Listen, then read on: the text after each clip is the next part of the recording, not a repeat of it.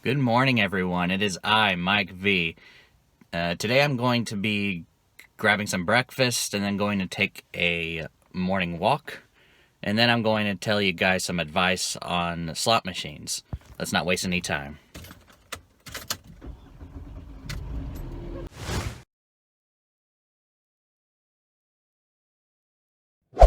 Okay, this is the first time I'm getting Chick-fil-A for breakfast. We're going to take a look at what we got in here. I ordered the number 5, so the egg white grill. Trying to be a little bit healthier this time around, having grilled instead of fried chicken. This is the side order. And this is the mystery item, the free mystery breakfast. And of course, an iced coffee. So, leave in the comments section what you had for breakfast. Alright, I am at the park. I've just finished my breakfast. And before I go take my walk, I'm going to give you guys the first bit of advice when playing slot machines. I've got my list right here in front of me. So the first piece of advice is to budget yourself and don't chase losses. So this can be true with all casino games, but it is still an important piece of advice nonetheless. So take only what you are comfortable with to the casino, especially if you're going to play slots. And don't take or use your debit card while you're there. Not to mention, because you'll be most likely go over budget when you do that, and especially the high ATM fees that are usually there when you do use an ATM at the casino. There have been multiple times where I've stood in line waiting to cash my voucher, and the person in front of me was using the ATM portion of that machine and taking out like small amounts, like $50. So it's like you're being eaten out in fees. Just don't do that. Well, of course, there's probably something much sadder going on for that to happen, but I won't get into that. So, yeah, pretty much a basic first bit of advice. Once you lost your budget for the day, that is it. Just walk away. Don't chase your losses. That's gonna be a big one right there. And you could do like what I'm doing right now, is going and taking a walk, which I'm going to do right now before we get to the second piece of advice. I'll be back.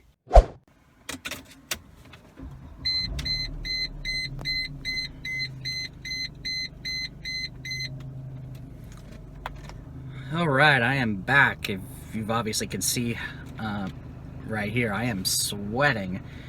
I'm just getting some air here.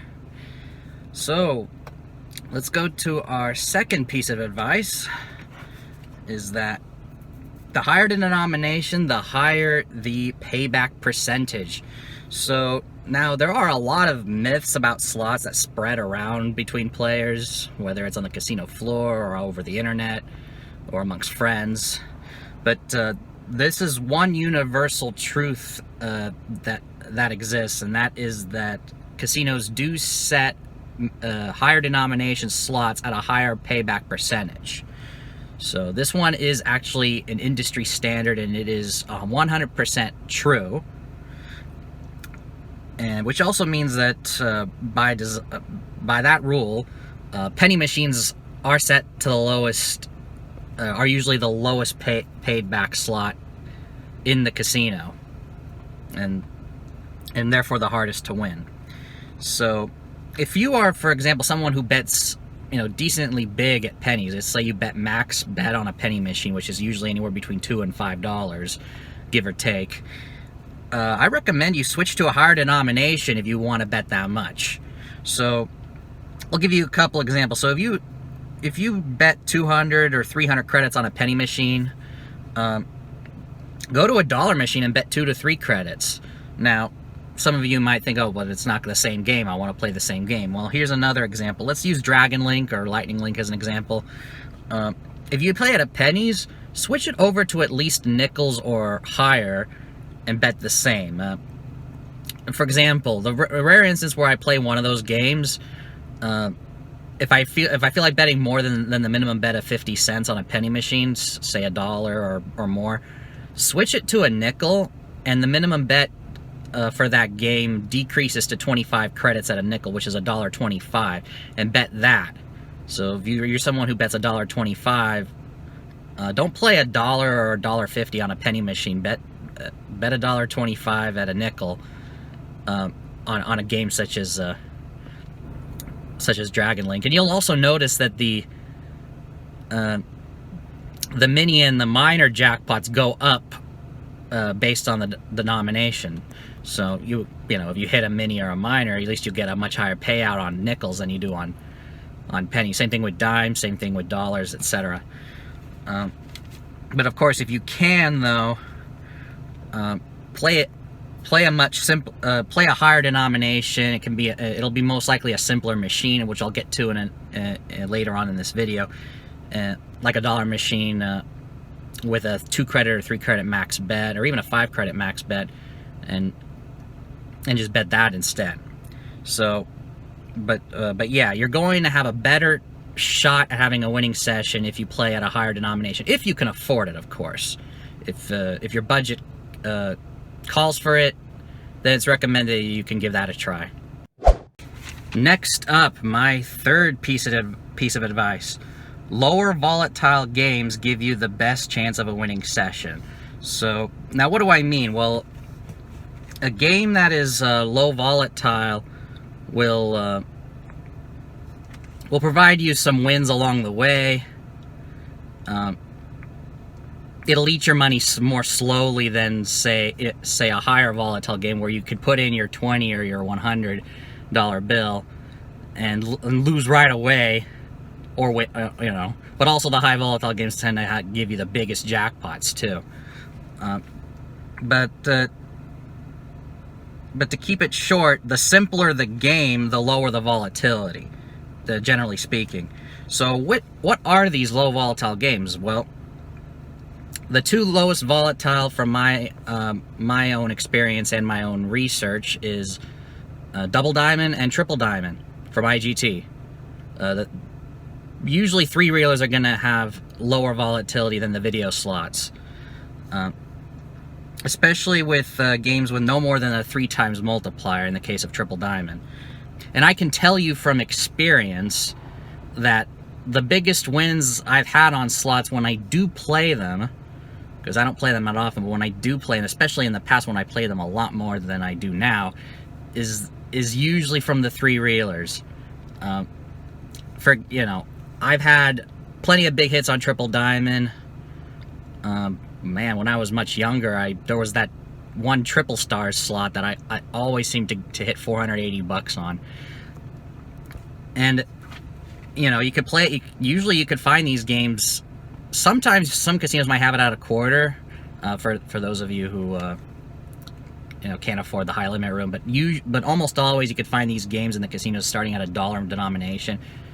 And I think $1 is like the sweet spot for me at the moment. Based on my budget, I could take a quick chance at one of these and maybe hit a big win or even a jackpot on one of those. So that's my third piece of advice.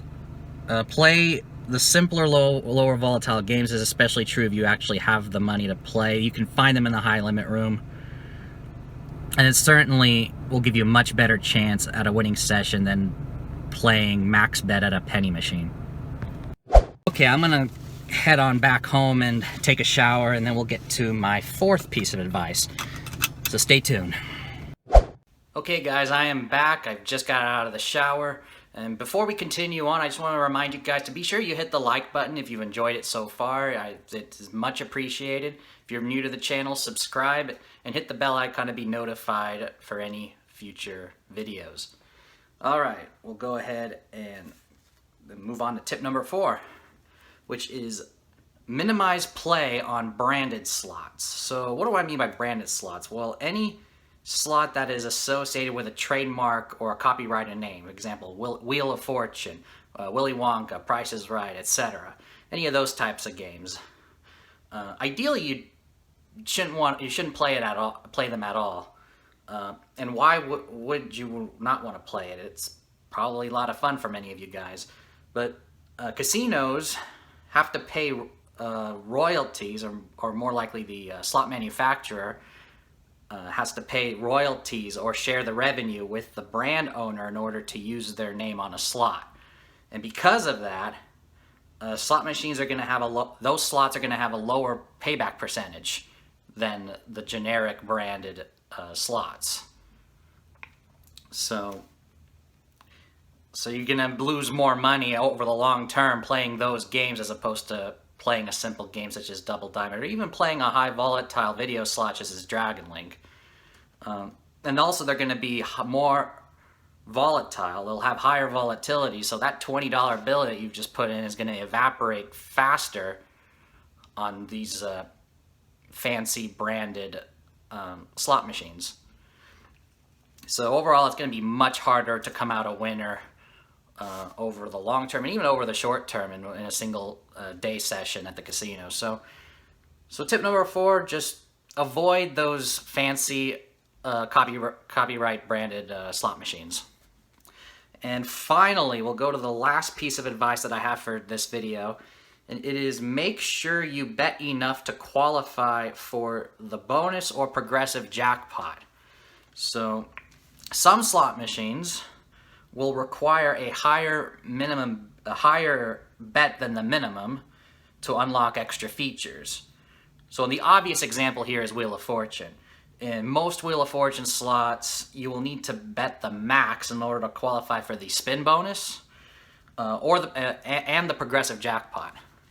Though there are some exceptions with some newer variants. The Wheel of Fortune slots with the gold spin, which have a 10 credit max bet usually, you can qualify for the gold spin feature with 7 credits as well, and you also qualify for the progressive there as well. So the max bet and the second max bet for the Wheel of Fortune gold spin variety.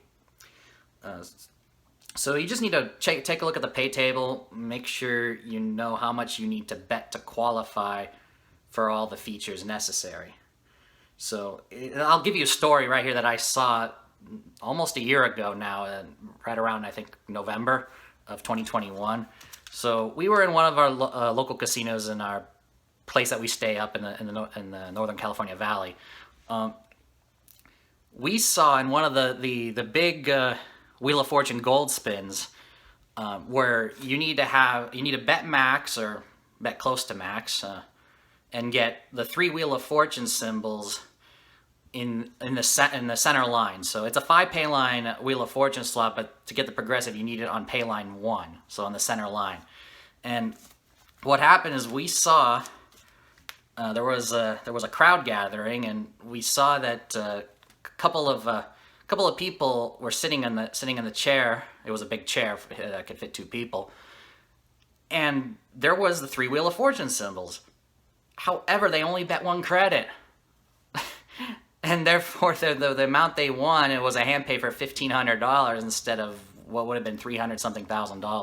So don't do that. Make sure you bet enough to cover yourself, even if the machine is very hard to win. And Wheel of Fortune is one of the toughest games to hit big on, and it could still happen if you're going to play it anyway. You might as well bet the whole thing and hope for the best, assuming you can afford it, of course. Don't bet just 1 credit, and then, as rare as that is, you miss out on it. That sucks too. So that's that story. So now let me give you an example though of a slot machine where you don't need to bet more. So I've mentioned Lightning Link and Dragon Link before. I'll mention it again since it's a very popular type of slot.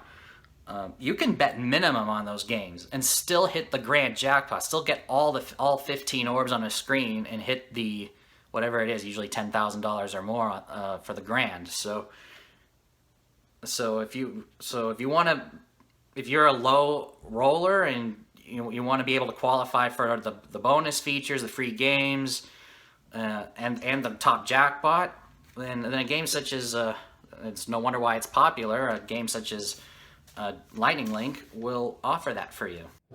And that's that. Those are my 5 pieces of advice for playing slot machines. If you have any more, and there are definitely others that I can put on here, leave it in the comments. I'll gladly read them. If you enjoyed the video and you want to help out the channel, be sure to share it. I would definitely appreciate it. Next video, we're going to tackle some slot myths. I'll see you for that video. Take care and go make it happen.